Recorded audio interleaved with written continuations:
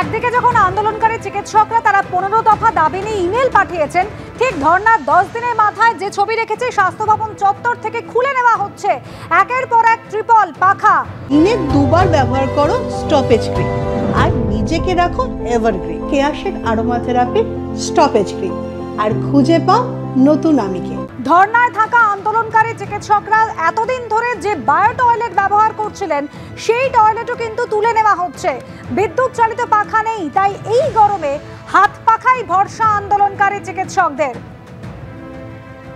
সরিয়ে নিয়ে যাওয়া হচ্ছে বায়ো টয়লেট, সেই ছবি রেখেছি আপনাদের সামনে। আজ সকাল থেকে যেভাবে একের পর এক ট্রিপল সরিয়ে নিয়ে যাওয়া হয়েছে, পাখা সরিয়ে নিয়ে যাওয়া হয়েছে, বায়ো টয়লেট সরিয়ে নিয়ে যাওয়া হয়েছে।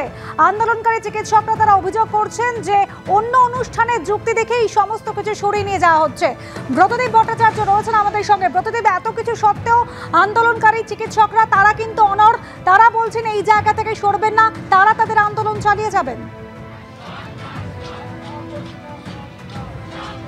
একেবারে এখনো পর্যন্ত যা সিদ্ধান্ত, এই জুনিয়র চিকিৎসকদের যে আন্দোলন চলছে, গতকাল রাতেও আমরা দেখেছি মুখ্য সচিবের সঙ্গে বৈঠকের পর কিন্তু যে জট ছিল সেই জট কাটেনি, নতুন করে একটা জটিলতা তৈরি হয়েছে। কিন্তু তারই মধ্যে আজকে সকালে যে চিত্র দেখা গেল স্বাস্থ্য ভবনের সামনে এসে, যে এখান থেকে বিভিন্ন সরঞ্জাম, অর্থাৎ এই যে আন্দোলনরত চিকিৎসক তাদের জন্য সাধারণ মানুষ বহু জিনিস এখানে নিয়েছিলেন, তারা সাহায্যের হাত বাড়িয়েছিলেন। যেমন এখানে দেখা যাচ্ছে ত্রিপল দিয়ে কার্যত স্ট্রাকচার করে এখানে প্যান্ডেল বানিয়ে দেওয়া হয়েছিল, বিভিন্ন জায়গা থেকে ফ্যান আনা হয়েছিল, বায়ো টয়লেট আনা হয়েছিল, এবং সেই সমস্ত বেশ কিছু জিনিস কিন্তু আজ সকাল থেকে এখানে সরানোর কাজ শুরু হয়। এবং সেখানেই কিন্তু জুনিয়র যারা চিকিৎসক তারা সেখানে আশঙ্কা করছেন যে কোনোভাবে এইগুলো সরিয়ে আন্দোলনকে থামানোর চেষ্টা নয় তো, কারণ যেখান থেকে যে সমস্ত জিনিসগুলো দিয়ে যাওয়া হয়েছিল সেগুলো কেন সরিয়ে দিয়ে যাওয়া হলো কোনো সদুত্তর পাওয়া যায়নি। তাদের বলা হয়েছে যে অন্য একটি অনুষ্ঠানের জন্য নিয়ে যাওয়া হচ্ছে, কিন্তু তারা যেটা দাবি করছে যে কোথাও কোনো প্রচ্ছন্ন চাপ রয়েছে কারণে এখান থেকে এই সমস্ত জিনিসগুলো সরিয়ে নিয়ে যাওয়া হচ্ছে। তুমি দেখতেই পাচ্ছ আমার সহকর্মী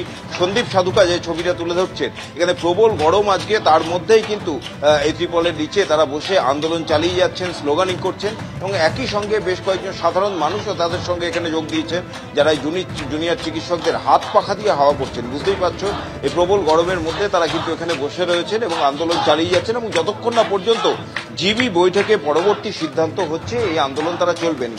যে সমস্ত জুনিয়র চিকিৎসকরা গেছিলেন বৈঠকে তাদের মধ্যে কয়েকজন এখানে আসা শুরু করেছেন, এবং কিছুক্ষণ পর যেটা জানা যাচ্ছে যে জুনিয়র চিকিৎসকদের জেনারেল বডি মিটিং অর্থাৎ প্যান জিপি সমস্ত মেডিকেল কলেজের যারা প্রতিনিধিরা রয়েছে তাদের নিয়ে যে জেনারেল বডি মিটিং হয় সেই জেনারেল বডি মিটিং হবে, এবং তারপর তারা সিদ্ধান্ত নেবেন যে পরবর্তী পদক্ষেপ তাদের কি হতে চলেছে।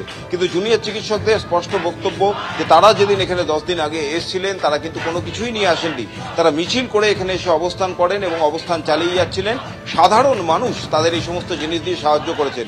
যদি এই জিনিস সেখান থেকে সরিয়ে নিয়ে যাওয়া হয় তাহলেও কিন্তু আন্দোলন তারা চালিয়ে যাবেন, আন্দোলন এখনই থামছে না। আমি কিছুক্ষণ আগেই যেমনটা বলছিলাম যে জুনিয়র চিকিৎসকদের যে জেনারেল বডি রয়েছে সেই বডির যারা সদস্য রয়েছে তারা একে একে কিন্তু এই স্বাস্থ্য ভবন চত্বরে আসতে শুরু করেছেন, এবং তারাও কিন্তু ছোট ছোট বৈঠক করছেন। আপাতত বিভিন্ন কলেজের যারা প্রতিনিধি আলাদাভাবে এই সমস্ত কলেজের সংগঠনগুলো তারা বৈঠক করছে, তারপর সম্মিলিতভাবে সমস্ত কলেজের প্রতিনিধিরা মিলে জেনারেল বডি মিটিং করবেন, এবং তারপর তাদের পরবর্তী পদক্ষেপ কি হবে। অর্থাৎ গতকাল মুখ্য সচিবের সঙ্গে বৈঠকের পর যে আলোচনা হয়েছে এবং সেই আলোচনার পর তাদের যে দাবি সমস্ত মানা হয়নি বা মানা হয়েছে কিনা সেই নিয়ে আলোচনা তারা করবেন।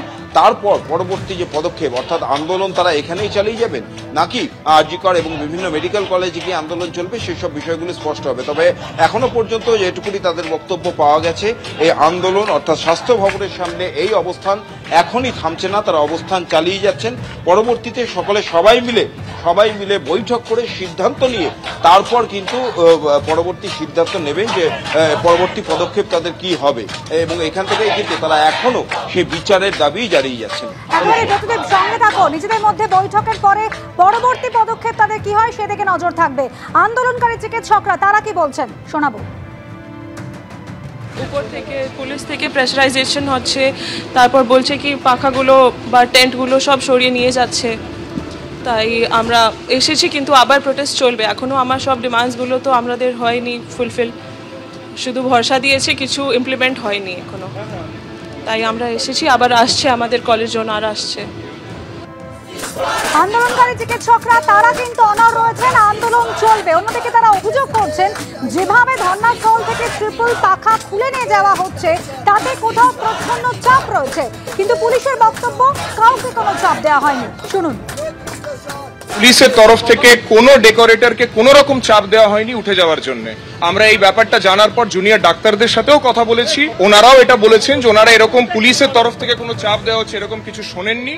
ডেকোরেটরদের সাথে ওনারা যোগাযোগ তো করেছিলেন, তো সেটা ওনারা কথা বলছেন ডেকোরেটরদের সাথে কে নিয়ে গেছে। কিন্তু আমি আবার ক্যাটেগরিক্যালি বলে দিচ্ছি, পুলিশের তরফ থেকে কিন্তু জুনিয়র ডক্টরদের উঠে যাওয়ার জন্য ডেকোরেটরদের কোনো রকম চাপ আমরা দিইনি, আমাদের সেরকম কোনো ব্যাপার নেই। আবার বলছি, যদি ওনাদের দরকার হয় জুনিয়র ডক্টরদের আমাদের সাথে যোগাযোগ করুক, আমরা ওনাদের সহযোগিতা করব। দুটো বৈঠকেও এখনো কোনো রফা সূত্র মেলেনি। স্বাস্থ্য ভবনের সামনে ধর্ণা চলছে, ধর্ণার 10ম দিনে যেভাবে ত্রিপল খুলে নিয়ে যাওয়া হলো, পাখা খুলে নিয়ে যাওয়া হলো, তৃণমূল নেতা কুণাল ঘোষকে বলছেন, শুনুন।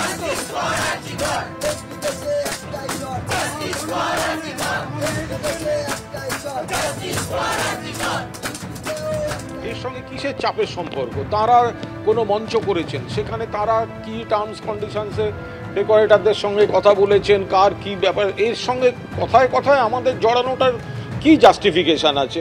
এখন একটা ধর্না, সেটা কদিনের জন্য তারা বলেছিলেন, কতদিন চালাবেন, সেই ডেকোরেটর কোথায় অন্য বায়না নিয়ে রেখেছে, এগুলো তো আমাদের জানা সম্ভব না, আমরা কেন এর মধ্যে ঢুকতে যাব?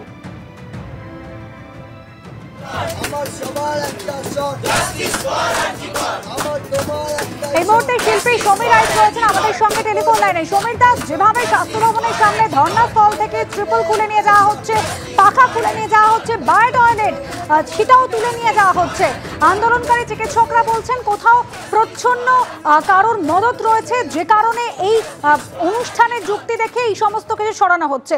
পুলিশের তরফ থেকে যদিও বলা হচ্ছে কোনো চাপ নেই। শুনুন, প্রথম কথা, পুলিশ কি বললো এটা নিয়ে আমাদের কাউরি মাথা ব্যথা নেই, কারণ পুলিশ কখনোই সত্যি কথা বলতে পারেন না। কারণ পুলিশের ওপরে, প্রশাসনের ওপর থেকে পুলিশকে বিভিন্ন রকম ভাবে চাপ দিয়ে বিভিন্ন অনৈতিক কাজ করান, এটা আমাদের কাছে প্রমাণিত বারবার। আমি শুধু পুলিশকে দোষ দিয়ে এখানে লাভ হবে না, পুলিশকে যা বলা হয় তা করতে বাধ্য হয়ে যায় পুলিশ। দ্বিতীয় কথা, আমার সমস্ত ঘটনাটা দেখে আমার কখনো মনে হচ্ছে না সরকার সত্যি সত্যি আন্তরিকভাবে এই সমস্যাটাকে মেটাতে চান, বা প্রকৃত যারা দোষী তারা শাস্তি পাক সেটার ব্যবস্থা করেন, এবং আমাদের জুনিয়র ডাক্তার ভাইদের যে মনে যে আশঙ্কাগুলো আছে, যে ডিমান্ডগুলো আছে, সেগুলোকে সরাসরি সুন্দরভাবে মিট আপ করা, এটা কখনোই আমার মনে হচ্ছে না। তার কারণ ওনারা অনেকবার অনেক রকম কথা বলছেন, সবই ঠিক, এবং সুপ্রিম কোর্ট বললেন সমস্ত যে হ্যান দেন, তো ওনারা 20 দিনে 40 দিনে কিছুই করতে পারলেন না, এবং আমাদের মাননীয় মুখ্যমন্ত্রী বারবার মিটিং করার আহ্বান জানাচ্ছেন, কখনো চা খেতে বলছেন, মুড়ি খেতে বলছেন, কিন্তু এগুলো সমস্তটাই আমার মনে হচ্ছে ওপর দেখানো। ডাক্তারের, আমাদের জুনিয়র ডাক্তার ভাইরা বারবার করে বলছে আমরাও কাজে ফিরতে চাই। আমি ব্যক্তিগতভাবে অনুরোধ করছি তাদেরকেও, ডাক্তার ভাইদেরকে, আপনারা কাজে ফিরুন। হ্যাঁ, তো কাজে ফিরুন, কিন্তু এইখানে যদি এইগুলো করা হয়, যেটা আমরা আগেও বিভিন্ন আন্দোলনে দেখেছি, যে এই প্যান্ডেল খুলে নিচ্ছে, মাইক খুলে নিচ্ছে, এসে ভাঙচুর করে দিচ্ছে, দিয়ে অজুহাত দিচ্ছে। আমি শুনছিলাম মাননীয় কুণালবাবু যেটা বলছিলেন যে কার কোথায় কন্ট্যাক্ট আছে সেটা নিয়ে আমরা দায়ী নাকি। আরে প্রশাসন দায়ী না থাকলে কে দায়ী হবে? কাকে বলবো? এরা তো কি উড়িষ্যার গভর্নমেন্টকে বলবে না, আমাদের ছাত্ররা? এবং যদি এটা কেন ওনারা বুঝতে পারছেন না, সরকার কিন্তু একটু ইচ্ছে করলেই এটাকে সত্যি সত্যি একটা মানে ভালো জায়গায় নিয়ে আসতে পারতেন, একটা আন্ডারস্ট্যান্ডিং এর জায়গায় আনতে পারতেন। এইটা এখন যেদিকে যাচ্ছে, হ্যাঁ, একদিকে বলছেন সামনে পুজো, কোথায় সামনে পুজো থাকলে আপনারা এটাকে সলভ করুন, এটা তো আপনারা বাড়িয়ে দিচ্ছেন। এবার ছেলে মেয়েদের আন্দোলনটা তো আরো তীব্রতর যদি হয়ে যায় কালকে বা আজকে থেকে, তার দায়িত্ব সরকারকে নিতে হবে। এটা প্রত্যেকটা জিনিস সরকার কেন ওনারা এই সমস্ত জোরাজুরি করছেন আমি বুঝতে পারছি না। ওরা আন্দোলন করছে, ভালো কথা, ওরা যে ডিমান্ড গুলো আছে সেগুলোকে মিট আপ করা হোক। ধন্যবাদ সমীর দা। মাথার উপর আচ্ছাদন নেই, পাখা খুলে নিয়ে যাওয়া হয়েছে, যে সমস্ত অস্থায়ী খাট ছিল সেই খাটও সরিয়ে নিয়ে যাওয়া হয়েছে, যে সমস্ত বায়ো টয়লেট ছিল এতদিন ধরেই সেই বায়ো টয়লেট একের পর এক তুলে নিয়ে যাওয়া হচ্ছে। আন্দোলনকারী চিকিৎসকরা তারা অভিযোগ করছেন পুলিশের চাপেই ধর্নাস্থল থেকে এভাবে ট্রিপল পাখা তুলে নিয়ে যাওয়া হচ্ছে।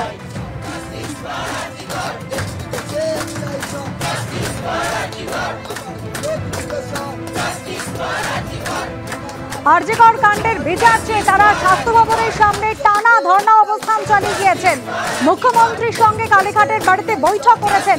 5 দফা দাবি নিয়ে তারা গিয়েছিলেন। সেখান থেকে পুলিশ কমিশনার তারপর সরানো হয়, ডিসি নর্থকে সরানো হয়েছে।